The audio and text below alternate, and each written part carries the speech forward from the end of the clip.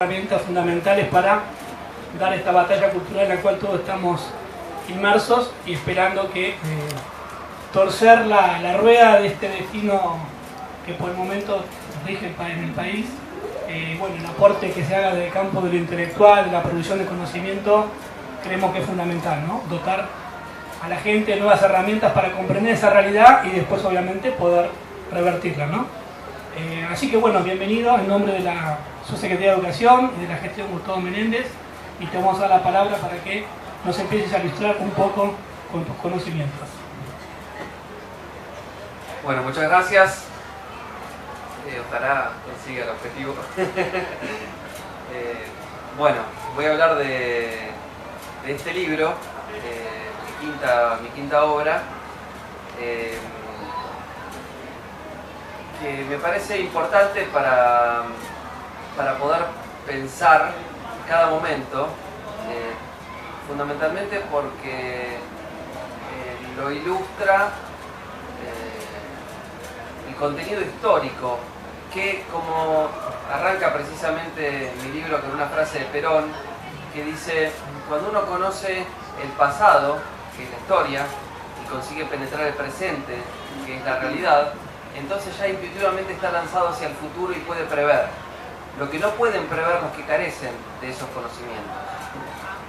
Y por eso yo ahora voy a empezar a hablar un poquitito del capítulo 1, que es la Revolución Justicialista de Juan Domingo Perón, que es muy actual, porque justamente permite entender muchas cosas. Y luego vamos a ir transitando por algunos artículos que yo fui escribiendo desde el año 2013 y anticipando lo que podía llegar a ocurrir si tomara el Estado un modelo librecambista, por ahora digámoslo así, librecambista, ¿no es cierto? Librecambista, en cambio, como contracara o como contrapuesto de lo que sería un modelo proteccionista nacional y popular, ¿no es cierto? Bueno, entonces arranco con el capítulo 1.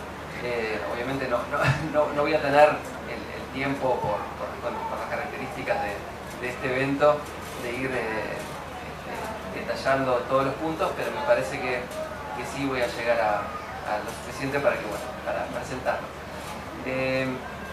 Capítulo 1 precisamente arranca, entre otras cosas, con algunos comentarios de Perón, que dice: cuando yo asumí la presidencia en el año 1946,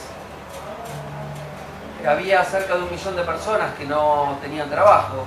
Entonces yo decía: ¿cómo puede ser que haya casi 1 millón de personas que no pueden trabajar en un país en el que está todo por hacerse? ¿No es acaso obligación del Estado, obligación del gobierno crear esto? Y así es que Perón tenía allí, él decía, 1,5 metros de carpetas con planes de gobierno, que conformarían luego, serían 76.000 obras, que conformarían el primer plan quinquenal que llevaría a la Argentina al pleno empleo.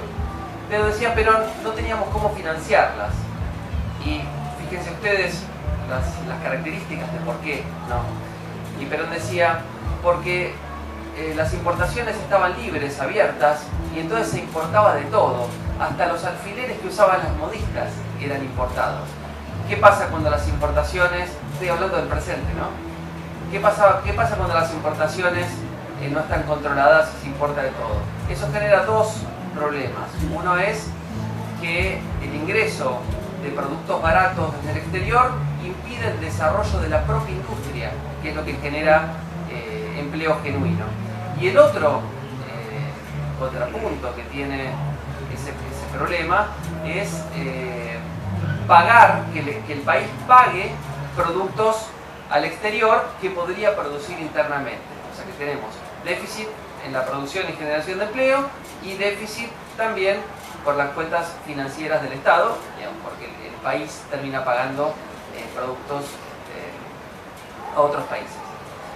Además, cuenta Perón, cuando teníamos que exportar alimentos y materias primas lo teníamos que poner en barcos británicos, y con lo cual pagar flete a barcos británicos y seguro y reseguro a empresas norteamericanas. todas las empresas de servicios y los ferrocarriles eran británicos, con lo cual teníamos un retiro de divisas por parte de las empresas extranjeras operando en nuestro país todos los años. Y bueno, así las cosas, teníamos un déficit financiero tremendo. Ahora voy a decir cómo es que Perón consigue revertir esta situación.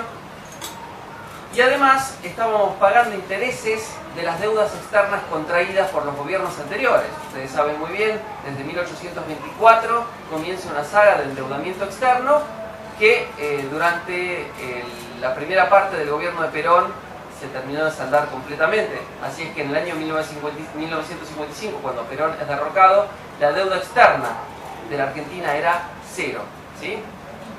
Bueno, ¿cómo hace Perón para revertir esto? Y acá conviene destacar el modelo económico que consigue llevar adelante Perón. Lo primero que hace es la nacionalización del Banco Central y los depósitos bancarios.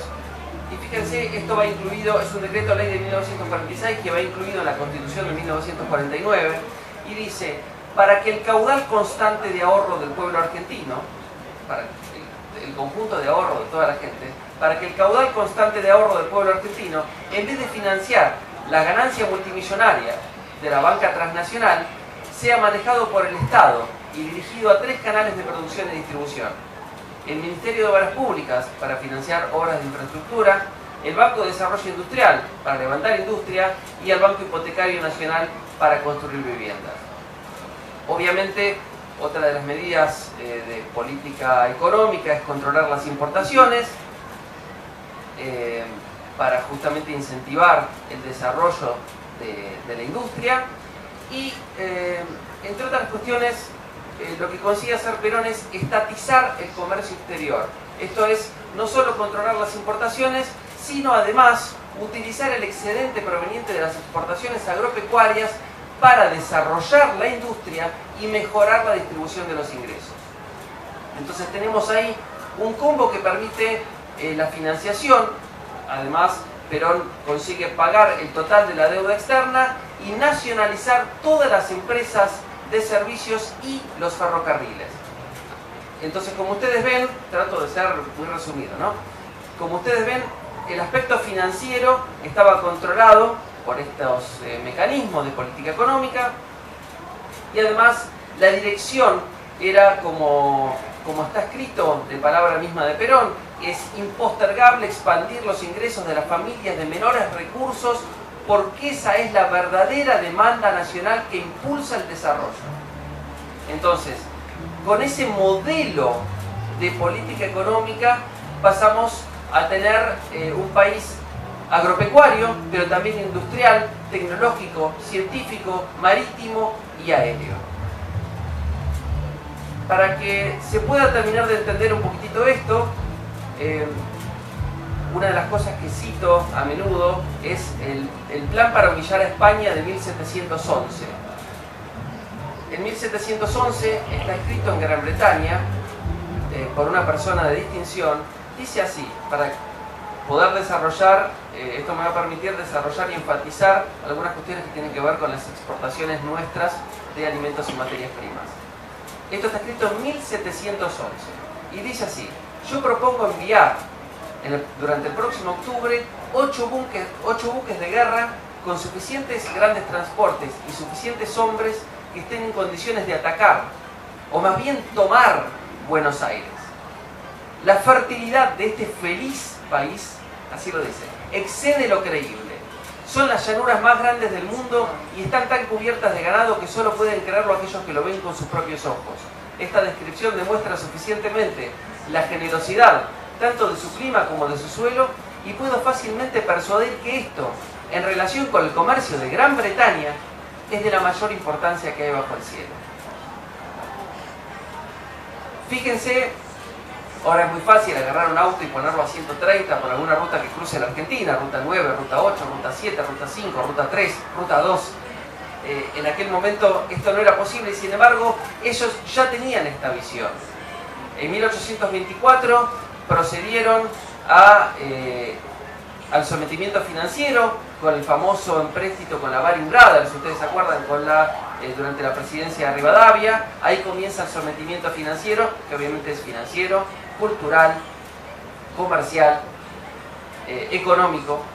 En 1825 se firma el Tratado de Eterna Amistad con Gran Bretaña, que se titulaba Inglaterra será el taller del mundo y la América española su granja. Es decir, todo este conjunto de cosas es lo que consigue revertir Perón desde su primera presidencia en el año 1946. Y otra de las características que es imprescindible destacar es que en aquel momento, desde antes de asumir, incluso Perón cuando asume la Secretaría de Trabajo y Previsión, lo que hoy es el Ministerio de Trabajo, ya no sé qué ministerio queda, pero bueno, lo que fue luego el Ministerio de Trabajo, Perón consigue mejoras en línea con esa frase que decía: es impostergable expandir las familias de menores recursos. Bueno, se consigue la jornada laboral de 8 horas, se consigue el sueldo anual complementario y las vacaciones pagas. Y esto es muy fuerte. ¿Por qué? Porque el sueldo anual complementario y las vacaciones pagas, ¿qué pasaba antes de esto? Vos trabajabas, ¿cuántas semanas hay durante el año? 52 semanas. Te ibas 2 de vacaciones, ¿cuántas te pagaban? 50 semanas de las 52. En cambio, si vos tenés las vacaciones pagas y el sueldo anual complementario, te pagan 52 más 4, 56. O sea, te empiezan a pagar, en vez de pagarte 50 semanas, te pagan 56. Esas son, entre tantas otras, mejoras que hay para el sector laboral, ¿no es cierto? Pero nosotros sabemos muy bien, a partir de lo que acabo de citar, desde 1711, que a los intereses geopolíticos del imperialismo les disgustaba Argentina como una fuerza pujante que, como bien está representado ahí por una imagen de Churchill, diciendo: no permitan que Argentina se convierta en potencia porque va a arrastrar tras de sí a toda Latinoamérica. Bueno, el 16 de junio de 1955, la Fuerza Aérea de nuestro país ataca a nuestro propio pueblo, desatando un bombardeo en la Plaza de Mayo y a la Casa de Gobierno en un intento de asesinato al presidente. Y 3 meses después, el 16 de septiembre de 1955, nuestra propia Marina Mercante, digo nuestra propia porque esto es la única vez que ocurrió, tengo entendido yo, algunos historiadores por ahí podrían afirmármelo, pero tengo entendido hasta ahora que es la única vez en la historia que la propia Fuerza Armada y la propia Fuerza Aérea y la propia Marina de un país ataca a su propio pueblo. El 16 de septiembre de 1955, nuestra propia Marina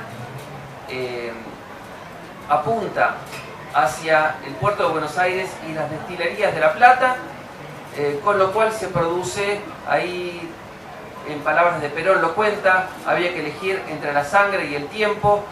Nada bueno puede producirse con 1 millón de muertos.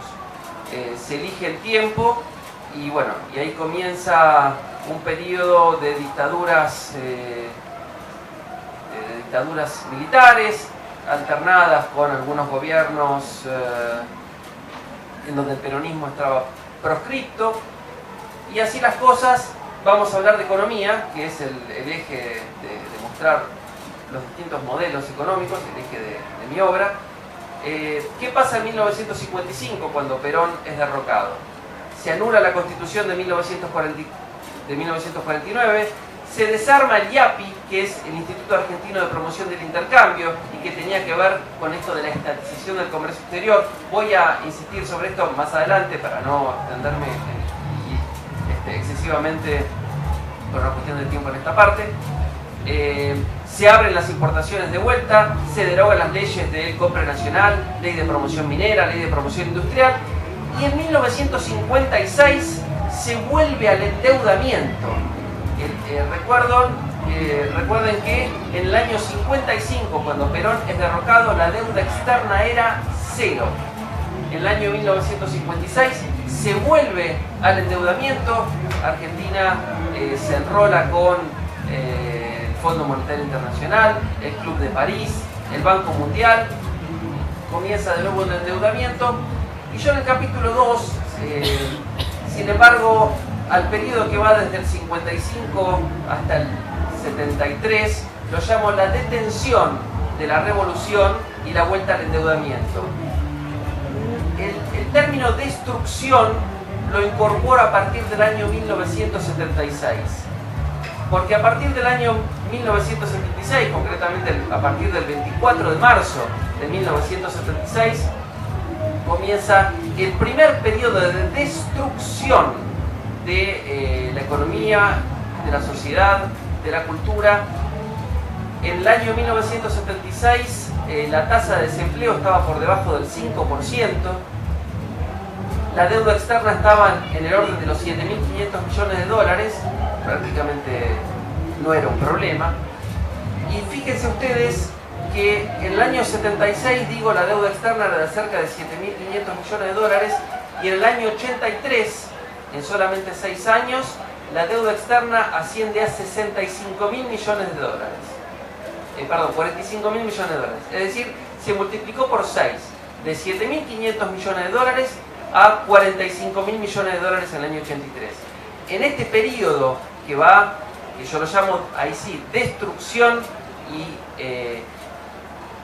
la multiplicación del endeudamiento, en ese periodo, además de los 30.000 desaparecidos, más de 1,5 millones de libros quemados, persecuciones políticas permanentes, universidades intervenidas de manera constante, guerra de las Malvinas, acá se produce una apertura a las importaciones y la aparición por primera vez en la economía argentina, esto es lo que yo intento destacar, los modelos económicos que están causando resultados. Por primera vez en la historia de nuestro país se procede a la bicicleta financiera. Voy a insistir sobre esto con Macri, que me parece más jugoso todavía. Son 3 veces en la historia de la bicicleta financiera. La primera es la dictadura cívico-militar del 76 al 83, la segunda es la convertibilidad del 91 al 2001 y la tercera es el gobierno de Macri.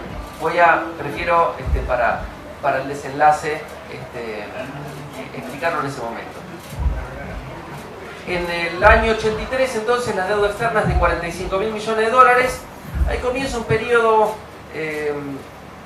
tal vez, según mi lectura, esto puede no coincidir con muchos, pero mi lectura me hace ubicar a Raúl Alfonsín como un presidente de los nuestros, es decir, un presidente que quiso defender los intereses del pueblo argentino.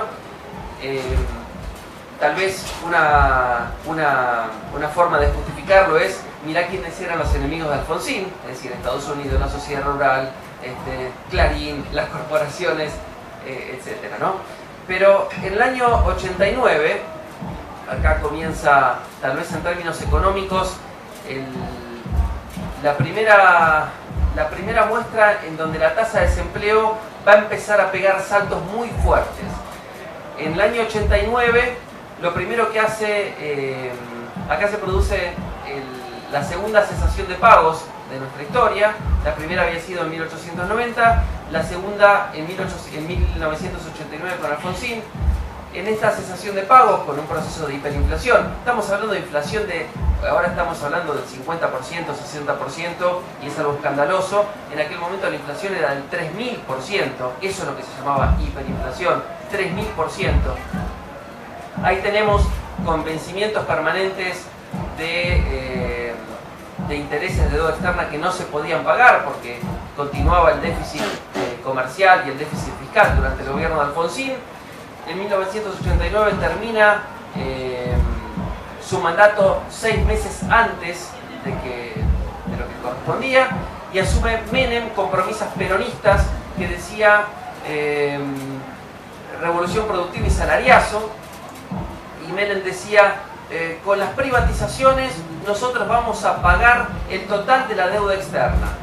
Bueno, acá con el tema de las privatizaciones hay un punto muy interesante, porque algunos dicen, bueno, las privatizaciones fueron de Menem. Y yo siempre insisto con esto, las privatizaciones empiezan el 24 de marzo de 1976, porque el proceso de destrucción desmantelamiento y vaciamiento de las empresas de servicios del Estado comienza el 24 de marzo de 1976. Después de 13 años, las empresas de servicios no andaban. Y entonces ahí vino perfecto en el plan de Menem, como yo a veces lo manifiesto, un plan antiperonista, ¿no? Porque va a revertir todas las nacionalizaciones que se habían dado con la presidencia de Perón del 46 al 55. Y bueno, Menem había dicho que con las privatizaciones iba a ingresar suficiente dinero al país como para pagar el total de la deuda externa. Bueno, la deuda externa no solo que no fue pagada, sino que se incrementa desde 60.000 millones de dólares en ese momento, o sea, con Alfonsín aumentó de 45.000 millones a 60.000 millones, desde 60.000 millones de dólares hasta 150.000 millones de dólares. O sea que no solo que no pagó la deuda externa, sino que la incrementó.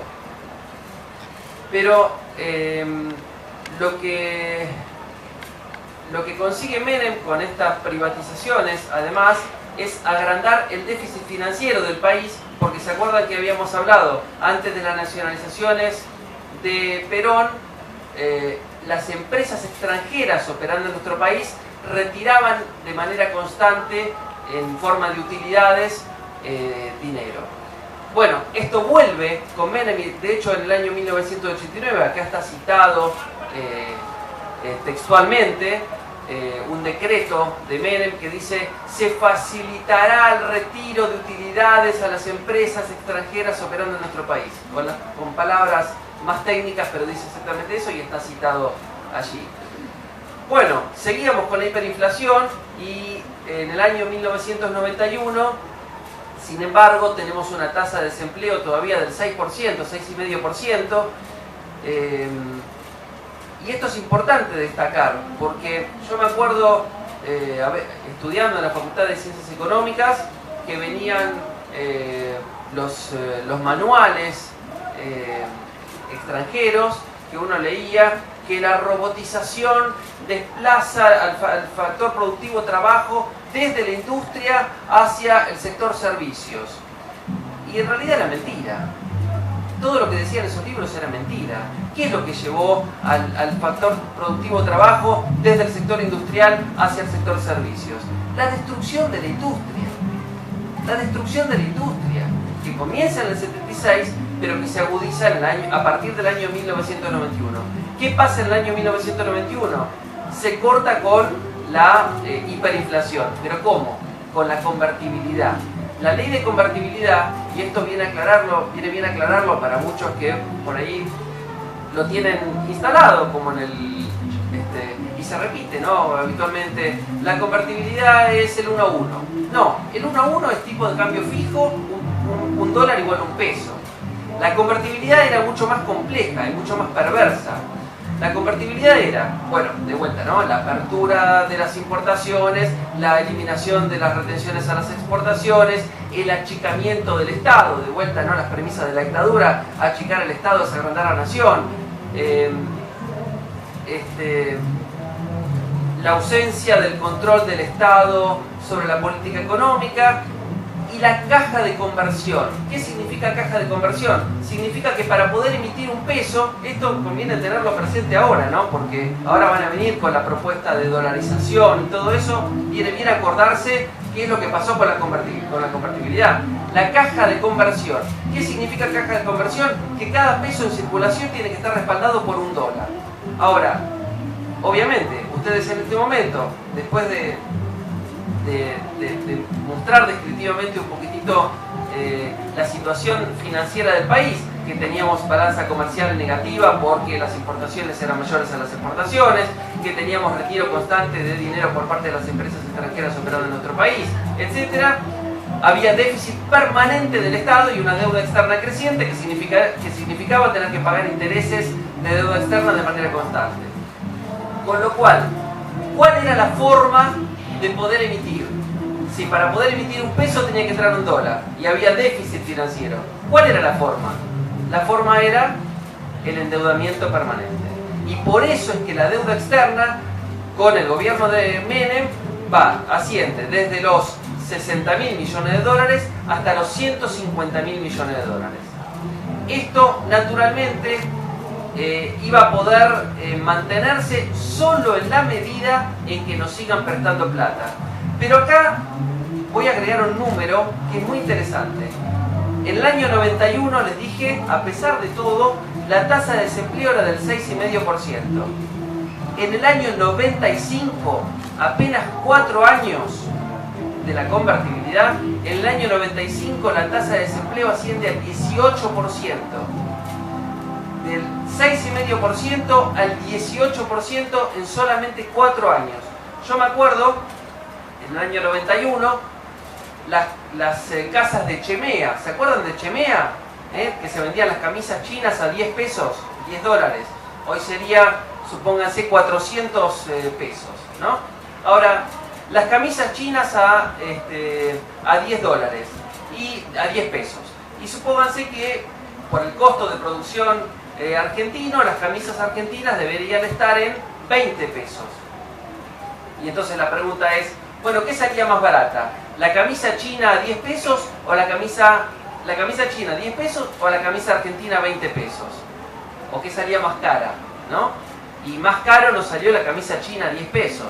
Por eso destruyó la industria argentina y después de 10 años ya nadie tenía plata para seguir comprando la camisa china a 10 pesos. Si se hubiera protegido la industria argentina, es decir, en ese momento hubiera sido la camisa argentina a 20 pesos, después de 10 años la gente hubiera seguido teniendo la plata para comprar las camisas argentinas al precio que fuera, ¿no es cierto? Siempre que hay crecimiento, siempre hay inflación. Eso lo decía Keynes, ¿no? O sea, Keynes decía, yo prefiero la inflación a la deflación, porque cuando hay deflación, la expectativa es que los precios tiendan hacia la baja. Y si los precios, si hay expectativa a que los precios bajen, la gente espera que los precios bajen para comprar. Y entonces postergan el consumo. Y Keynes decía, si el problema principal es el desempleo, entonces lo que hay que hacer es precipitar el consumo, aumentar el consumo presente. Y la inflación, él decía por eso, si son dos males, yo prefiero la inflación. Porque como la expectativa es a que los precios suban, entonces la gente compra antes que los precios suban. Y eso, al precipitar el consumo, aumenta el consumo presente, por lo tanto aumenta la producción y aumenta el empleo. Bueno, llegamos al 99. Trato de no extenderme mucho con esto para meterme en el periodo kirchnerista. En el año 99 gana De la Rúa. Hay mucho para decir allí. Hay mucha gente que votó a De la Rúa para votar en contra del modelo de Menem, y sin embargo De la Rúa era la continuación del modelo de Menem. La alternativa era Duhalde, que proponía salir de la convertibilidad, y De la Rúa prometía continuar con la convertibilidad. Bueno, 2 años más duró. Yo digo, la convertibilidad ya estaba terminada en el año 98, 99 y la hacen durar hasta el 2001. La deuda externa con De la Rúa, con esta situación de crisis social, de crisis de empleo, de crisis de endeudamiento, de crisis financiera, cultural, etc., lleva al desempleo hasta el 27%, y el endeudamiento lo lleva de 150.000 millones de dólares a 220.000 millones de dólares. En algún momento esto iba a explotar. Bueno, vuelve Cavallo y pone el corralito. El corralito, acá hay otra de las cosas que están mal instaladas a mi gusto en el imaginario colectivo, porque el corralito no es lo que saca a la gente a la calle, porque el corralito significaba que vos podías sacar 250 dólares por semana y podías hacer transferencias y podías pagar con tarjeta de débito, tarjeta de crédito. Eso no saca a la gente a la calle. Había obviamente una crisis social muy fuerte, una tasa de desempleo que estaba cerca del 20%, imagínense lo que eso causa, pero eso no saca a la gente a la calle. Lo que pasa es que, como eso era insuficiente para poder extender ese modelo mucho más, ya nos habían dejado de prestar, cuando ya no podías sacar más plata. 250 dólares por semana te alcanzaban para comer, si no podés sacar plata, ya no te alcanza para comer. Había permanentemente saqueos en los supermercados, se rompían permanentemente los vidrios de los negocios, los vidrios de los bancos, y ahí de la Rúa pone el estado de sitio y sale a explicarlo por la televisión. Yo recomiendo que vean la película Memoria del Saqueo de Pino Solanas. La película empieza con el discurso de la Rúa y tras el discurso de la Rúa se empiezan a escuchar los sonidos de las cacerolas. Ahí todos salimos a la calle a pedir que se vayan todos. Bueno, se consigue que se vayan de la Rúa y Cavallo con una cesación de pagos, es decir, el tercer default de la historia de la Argentina. Los tres fueron 1890, 1989 y 2001. En el año 2002 se produce la salida de la convertibilidad, Duhalde deroga la ley de convertibilidad y ahí el precio del dólar sube, con lo cual la industria argentina recobra competitividad, porque al subir el precio del dólar los productos importados son más caros. Ahí yo digo que se produce el renacimiento de la Argentina, pero Duhalde procede a la especificación asimétrica. Especificación asimétrica significa que todo el costo lo pagó la gente y nada del costo lo pagaron los bancos. Duhalde le da bonos a 10 años a los bancos y la especificación asimétrica significa que a vos te especificaban a $1,40, entonces suponete, vos tenías un plazo fijo de $10.000. $10.000 significaban 14.000 pesos, pero a vos te daban los 14.000 pesos y en ese momento yo siempre digo, todas las personas teníamos en la billetera dólares, pesos, lecops, patacones y papelitos de colores. Por lo tanto, nadie confiaba en ninguna de las últimas que dije. Todo el mundo que quería dólares. Entonces, con esos 14.000 pesos vos ibas a la casa de cambio a comprar dólares, la casa de cambio que estaba a la vuelta del banco, pero ahí te cobraban el dólar a 2,80. Entonces, en muy poco tiempo vos pasabas a tener de $10.000 en un plazo fijo, pasabas a tener $5.000 en la mesita de luz, en el cajón de la mesita de luz de tu casa. Obviamente no lo ibas a dejar en el banco, que son los que te robaron todo. Bueno, eso fue brevemente lo que fue la especificación asimétrica de Duhalde. Y el 25 de mayo del 2003 asume la presidencia Néstor Kirchner. Néstor Kirchner dice, si quieren que les paguemos, déjennos crecer. No vamos a pagar la deuda con el hambre de nuestro pueblo. Y muy pronto Néstor Kirchner comienza con un modelo económico que había conseguido el pleno empleo en otra época, en la época de Perón. ¿Qué es esto?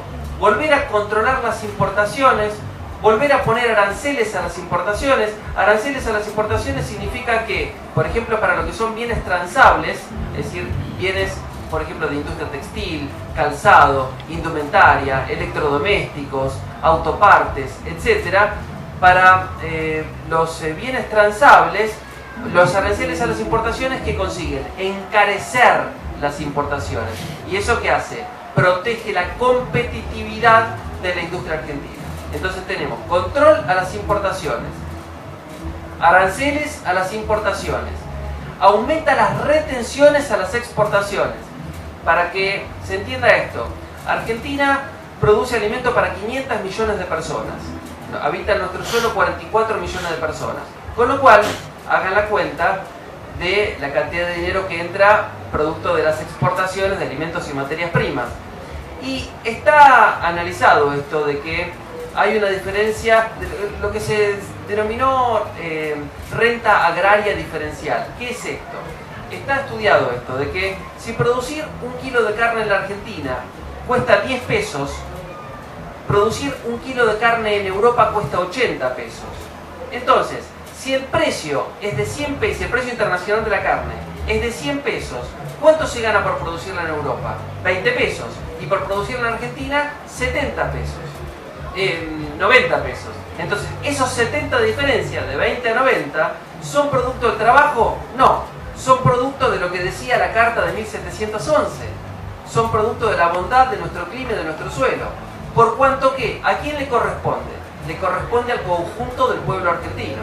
Y acá está una de las virtudes de la política de Perón del 46 al 55 con el IAPI, con la estatización del comercio exterior. Bueno, las retenciones a las exportaciones, una de las funciones que tiene es en parte algo parecido a lo que consiguió Perón con el IAPI del 46 al 55. Fíjense, si entran 100 pesos por kilo de carne, imagínense que se cobra un 30% de retenciones. 30 pesos de cada 100 los maneja el Estado. ¿Los maneja el Estado para qué? Para financiar industrialización y políticas de distribución de ingresos. Por ejemplo, pagar subsidios, pagar jubilaciones, pagar asignaciones. Todas las políticas que conduzcan a mejorar la distribución del ingreso, es decir, que los sectores vulnerables y los trabajadores tengan un mejor nivel de vida, y también para financiar industrialización y desarrollo. Pero además, como decía Néstor Kirchner en el año 2008, dice, ¿sabe para qué son las retenciones, señora? Para que usted en su mesa pueda pagar precios accesibles y no precios internacionales. Vean esto, si dije, entran 100 pesos por kilo de carne, 30 se los queda el Estado para financiar políticas de industrialización y de distribución de ingresos. Pero los exportadores, que son los grandes intermediarios, son los más ricos del mundo, los intermediarios ¿cuánto cobran ahora? ¿100 o 70? Ahora cobran 70. Entonces, en la mesa de los argentinos, vale 70, no vale 100. Si se quitan las retenciones, ¿cuánto vale? 100. Por eso voy a, en los últimos minutos, voy a hablar del efecto de cuando ganó Macri, el efecto de la quita de retenciones y la devaluación, ¿no? Que fue un efecto simultáneo que duplicó el precio de la carne instantáneamente. Bueno, otra de las cosas, 2005, este plan que había propuesto Néstor Kirchner, que decía no vamos a pagar con el hambre de nuestro pueblo. En el año 2005 pasan algunas cosas trascendentes. Una es, en Mar del Plata, Néstor Kirchner con Lula y con Chávez, y estaba el Diego ahí, ¿no? También. Le echan una patada en el orgullo a Estados Unidos, al ALCA, que era el Tratado de Libre Comercio de entonces, le meten una patada en el orgullo, porque no querían el Tratado de Libre Comercio, porque el Tratado de Libre Comercio con Estados Unidos siempre ha destruido nuestra industria. ¿Y qué hicieron? Por el contrario, fortalecieron el Mercosur, crearon el UNASUR, luego crearon la CELAC, es decir, incluyendo a Centroamérica y el Caribe, y también ese proceso continuaba y tenía la incorporación inminente de Argentina al BRICS, ¿no? Yo siempre trato de meterlo acá desde el 2005 porque es toda una línea, ¿no es cierto? El BRICS, ustedes dicen, pero el BRICS son 5 países, Brasil, Rusia, India, China y Sudáfrica. ¿Qué me vienen a decir de 5 países? Bueno, esos 5 países son la mitad de la población del mundo y la cuarta parte de la producción del mundo. Así que fíjense cuán importante iba a ser la incorporación de Argentina al BRICS, que se iba a llamar BRICSA y que estaba en el plan a largo plazo del modelo nacional y popular. Fíjense cuán importante que era esto. Bueno, un par de cositas más del periodo kirchnerista. Se comienza con una deuda externa de 220.000 millones de dólares, que era aproximadamente el 160% del PBI, es decir, el Producto Anual del país. En esos años, 2005, 2006, se consigue pagar 10.000 millones de dólares todos juntos al Fondo Monetario Internacional para que no vengan nunca más. Volvieron. Bueno, en el año 2005 se consigue pagar 10.000 millones de dólares al Fondo Monetario Internacional. Bueno, también en otro momento se pagó otro tanto al Club de París y se fue pagando con el superávit comercial, el superávit fiscal. una tasa de crecimiento de nuestro país que se decía que crecía a tasas chinas, ¿se acuerdan? Con todas estas medidas de distribución de ingresos y de financiación de la industrialización y del desarrollo. En el año 2015, cuando Cristina termina su mandato, la deuda externa era aproximadamente deuda externa en dólares, no la deuda pública total, deuda externa en dólares, que es el compromiso en moneda extranjera que de alguna manera pone en jaque la independencia económica y la soberanía política, ¿no? Por eso digo, la deuda externa en dólares, que había arrancado con un 160% del PBI, termina en aproximadamente un 11% del PBI. El PBI de Argentina en ese momento estaba más o menos en los 550.000 millones de dólares. O sea que teníamos una deuda externa en dólares de más o menos 60 y algo de miles de millones. O sea que la deuda externa era, como decía Cristina, entregamos un país totalmente desendeudado. Y como dijeron ellos también, hay documentos que yo los tengo citados, ¿no? Ellos también lo decían, apenas asumieron en el año 2015-2016, dijeron, gracias a haber encontrado un bajo coeficiente de deuda externa sobre PBI, vamos a poder tomar deuda rápido, fácil y a bajo costo. Ellos mismos lo dijeron, es decir, el plan de ellos era endeudar al país. Bueno, dos cositas, no voy a poder extenderme mucho por una cuestión del tiempo que me dijeron. Lo pongo como título. Durante el periodo del kirchnerismo, que había arrancado con una tasa de desempleo cercana al 20%, termina con un desempleo del 5,5%, ¿sí? Pleno empleo, termina desendeudado, termina con un coeficiente de PBI industrial del 30%, es el coeficiente más grande de la historia. En 1974 más o menos iba por el 25%. Si ustedes quieren saber, bueno, con todo destruido, cuánto era en el 2001, cerca del 12%. Bueno, esto cuesta mucho y es muy lento el proceso de industrialización y desarrollo, y sin embargo termina en un coeficiente del 30%. Así, fíjense cuántas virtudes. Otra virtud, la industria del turismo había llegado al 8% del PBI, que es otro rubro, otro sector de la industria que es muy importante. Y no quiero olvidarme de decir que las moratorias jubilatorias, que incluyeron a 6 millones de jubilados, fueron gracias a otra de las virtudes del periodo nacional y popular, que tiene que ver con la nacionalización de empresas de servicios que habían sido extranjerizadas, privatizadas por el menemismo, pero entre eso están lo que se llamó las AFJP, que fue la privatización que hizo el menemismo, la privatización del sistema previsional. Eso era todos nuestros aportes y contribuciones que iban a parar a manos de los bancos transnacionales. Bueno, eso lo recupera el gobierno de Cristina Fernández y de hecho llega a formar parte del 25% de la recaudación total del Estado. Entonces, cuando a veces vienen con el cuento del déficit fiscal, hay que achicar el gasto, ¿no? Hay que achicar el gasto. Bueno, hay dos cosas si hablamos de cuestión fiscal: el gasto y los ingresos del Estado. El 75% de la recaudación del Estado, impuesto al consumo, impuesto a las ganancias y aportes y contribuciones, el 75% tiene una relación directa con el nivel de actividad. O sea que cuando aumenta el nivel de actividad, aumenta la recaudación del Estado. Además, recuerden, cerca de un 15% proviene del comercio exterior, de retenciones a las exportaciones y de aranceles a las importaciones. Entonces, cuando nos vengan a hablar de déficit fiscal, aumentemos la recaudación. ¿Cómo era que se aumentaba la recaudación? Retenciones a las exportaciones, aranceles a las importaciones y aumentar el nivel de actividad. Porque cuando aumenta el nivel de actividad, aumenta la recaudación proveniente de impuesto al consumo, de impuesto a las ganancias y de aportes y contribuciones. Esos tres últimos son el 75% de la recaudación del Estado.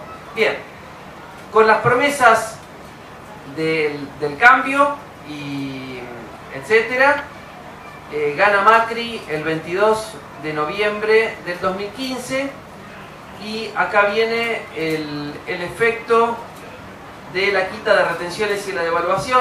¿Se acuerdan que estábamos diciendo, bueno, si el precio de la internacional de la carne es 100 pesos, entonces con retenciones los exportadores, que son los grandes intermediarios, cobran 70? Para los más ricos del mundo son estos, son los que no son el campo, son los que le compran a los pequeños productores del campo, imponiéndoles el precio.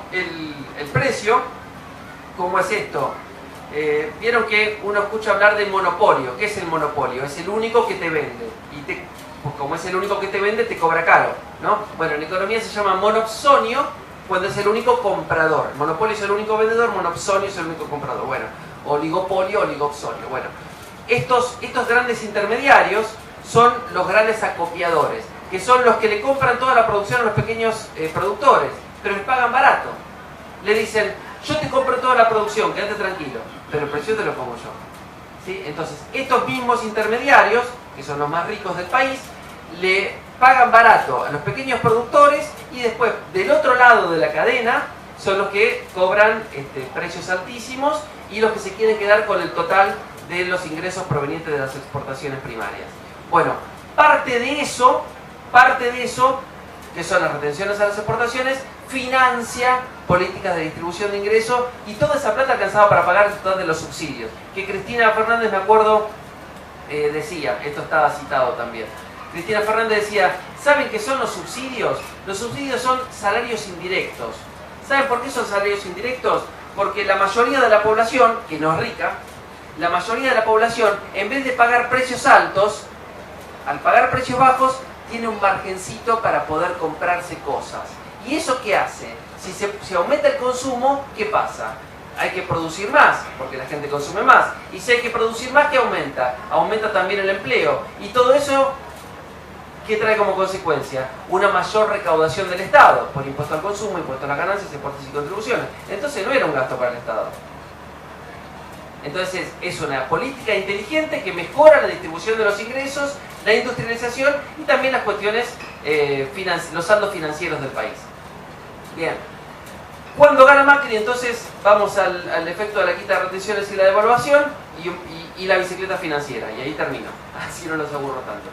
El efecto de la quita de retenciones y la devaluación, que ya lo habían anunciado, ¿no? Esto yo y tantos otros lo venimos anunciando desde el 2013, cuando el candidato era Massa. Antes de que sea Macri, el candidato era Massa. Después pasó a ser Macri y ahora pareciera que vuelve a ser Massa. Bueno, esto hay que recordarlo siempre. ¿Cómo fue el efecto de la quita de retenciones y la devaluación? ¿Se acuerdan que si el precio internacional es 70, las retenciones son política arancelaria? O sea, cada producto tiene su porcentaje. Es decir, por ejemplo, si a la carne es 30, a la soja es 40, al trigo es 20, al girasol es 15, ¿sí? O sea, la política arancelaria es selectiva. Cada producto tiene un porcentaje distinto. Bueno, vamos con la carne. Si el precio es 100 y las retenciones a las exportaciones son 30, significa que entonces 30 de esos 100 pesos se los queda el Estado para asignar a subsidios, asignaciones y políticas de distribución de ingresos y desarrollo, industrialización y todo lo demás. Y entonces los importadores cobran, los exportadores cobran 70. El precio en la mesa de los argentinos es 70. Si se quitan las retenciones, el precio ya sube de 70 a 100. ¿Pero por qué era 100? Porque el precio en dólares era 10 dólares a 10 pesos el dólar. El dólar, cuando termina el gobierno Cristina, estaba a 9,60. Redondeemos en 10. Entonces, 10 dólares el precio de la carne. A 10 pesos el dólar son 100 pesos. O sea, estamos en línea con lo que estábamos diciendo antes. Bien. Entonces, el precio sube de 70 a 100 solamente por quitar las retenciones. Pero el dólar subió de 10 a 15. Entonces son 10 dólares por 15 pesos y por eso tuvimos un salto, la duplicación del precio de los alimentos instantáneamente. El precio de la carne subió de 70 a 140. Se duplicó, me acuerdo. Fue instantáneo. Bueno, ¿por qué? Por esto. Por el efecto de la quita de retenciones y la devaluación. Bueno, entonces la eliminación de las retenciones ya sabemos las consecuencias que trae, que aumenta el precio de los alimentos, que se produce una desfinanciación del Estado y entonces después, no, sí, porque era mentira el precio de los subsidios de los servicios tan baratos. No, el tema es quién paga los impuestos. Antes los impuestos lo pagaban los más ricos y ahora los impuestos no lo pagan los ricos y lo pagamos los no ricos. No es que era mentira, no se podía mantener un precio una tarifa de agua a 20 pesos. El problema es que eso ya no lo financian los más ricos, ahora lo tenemos que pagar nosotros. Eso es lo que cambió, que los impuestos lo dejaron de pagar los ricos y ahora lo tenemos que pagar los no ricos. Eso por un lado.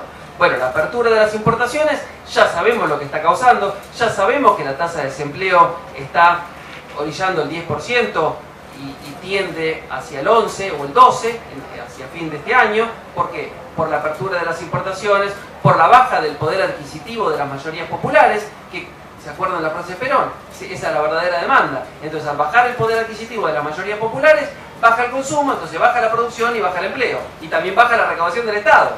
¿Sí? Entonces, fíjense cuán perverso es todo este modelo. Y la bicicleta financiera. Miren, un hospital de alta tecnología, desde el primer ladrillo hasta el moñito, cuesta más o menos 50 millones de dólares. Cuando ustedes ven en las noticias, tapa de Clarín, algún canal de televisión, dice, la intervención del Banco Central calmó los mercados. Calmó los mercados la intervención del Banco Central. ¿Saben cuánta plata puso? 100 millones de dólares en un día. O sea, el valor de 2 hospitales de alta tecnología en un día. Y hubo días que puso 200 millones de dólares. Y hubo días que llegó a 300 y 400 también. En un día. A la bicicleta financiera. ¿Qué es la bicicleta financiera? Que por tercera vez ocurre en nuestro país. La primera fue con la dictadura cívico-militar del 76 al 83. La segunda fue con Menem, y con la convertibilidad del 91 al 2001. Empieza con Menem y termina con De la Rúa. Y la tercera es con Macri. ¿Qué es esto? La liberación. Yo siempre cuento lo mismo, ¿no? Pero cuando ganó Macri, apenas ganó Macri, yo subo en el ascensor, yo vivo en el 6º, hay una señora que vive en el 4º, y yo siempre trato de hacer algún comentario, algunos saludos, ¿viste? Bueno, y estamos contentos ahora, ¿no? Ahora estamos comprando dólares, me imagino. No, mijo, ¿qué voy a comprar dólares si apenas me alcanza para la comida? Me dice la señora. Ah, yo pensé que estabas comprando dólares, me digo, porque ahora el mundo es para los ricos. No, si apenas me alcanza para comer. Bueno, se baja del ascensor, ¿no? Yo vivo en el 6º. Y me dice, bueno, pero por lo menos ahora hay libertad, me dice. Ahora, ¿libertad para quién? ¿Para ella? ¿Que no puede, que apenas le alcanza para la comida? ¿Para mí? ¿Para quién es la libertad? Para los sectores financieros transnacionales que quieren hacer la bicicleta financiera. Es decir, entrar dólares libremente al país sin ningún control, cambiarlo por pesos, ponerlo a altísimas tasas de interés, una vez que eso capitalice libremente y sin control, volver a comprar los dólares y libremente, con total libertad y sin ningún control, volver a sacar los dólares del país. Eso es la bicicleta financiera. Entonces, ¿cómo funcionaría? Entran 100 millones de dólares y se van 120 millones de dólares. ¿Generó eso industria? ¿Generó eso desarrollo? ¿Generó eso empleo? No. Solamente generó un enriquecimiento inédito en el mundo para los sectores financieros que trajeron la plata y retiraron más. Esa es la bicicleta financiera. Ahora, todo eso en un contexto general donde hay déficit comercial, déficit financiero, libertad para retiro de utilidades por parte de empresas extranjeras operando en nuestro país, el déficit propio de la bicicleta financiera. Lo único que puede permanecer, que puede hacer mantener este modelo, ¿qué es? Lo mismo que decíamos antes con la convertibilidad. ¿Qué es lo único que puede mantener este modelo? Continuar el endeudamiento. Bueno, como ustedes saben, se triplicó la deuda externa en estos 3 años y pico. Ahora estamos cerca de los 180.000 millones de dólares y es consecuencia del mismo modelo que venían anunciando. Bueno, creo que ya estoy más o menos a tiempo. Si quieren hay preguntas. Gracias por escucharme y gracias por venir.